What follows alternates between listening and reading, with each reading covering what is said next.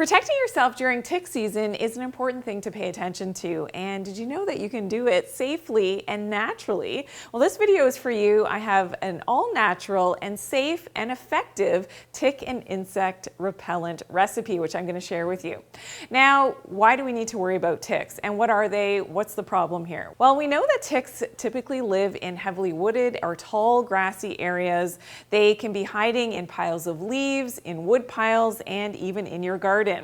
Now, the problem with ticks is that they can attach themselves to the host, being either an animal, so this could be your pets, it could be yourself as well as humans, and typically they're going to be attracted to warm-blooded mammals. Now, ticks are known as carriers, which mean that they are able to carry diseases as well as microbes and some less favorable organisms, of course, that can cause disease. And you've probably heard of Lyme disease, which is related back to the bacteria Borrelia burgdorferi.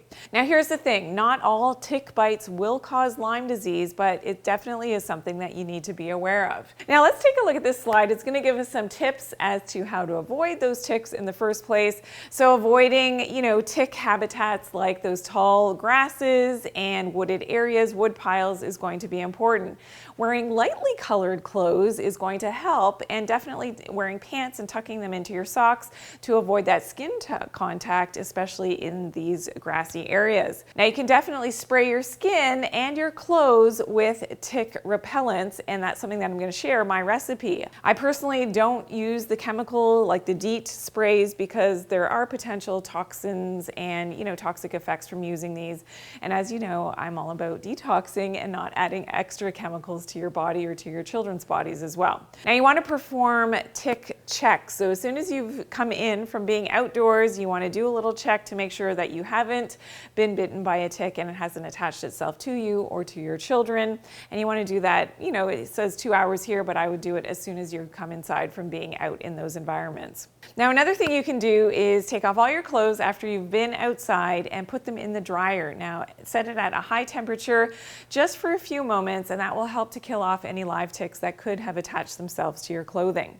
Okay, so here is my all-natural recipe that is amazing. You're gonna love this. It's safe, natural, effective, and it's great for ticks, but also as a general insect repellent. So great for warding off those mosquitoes and other bugs as well. Okay, so you're going to mix in 10 drops of citronella essential oil, 10 drops of peppermint essential oil, 10 drops of lemon essential oil, 10 drops of eucalyptus essential oil, and 10 drops of lavender essential oil. And you're gonna add all of these into a 50 ml spray bottle and then fill up the bottle with witch hazel, and you're going to shake that up every time that you're using it to disperse the essential oils in the witch hazel. And now you can spray this liberally on your skin and your clothes. Just of course avoid your hands, wash your hands after using this, and avoid the eye area, but this is fantastic. It's a complete game changer, will make your life so much more pleasant, especially if you're in these areas where there are a lot of bugs, which I am not a big fan of.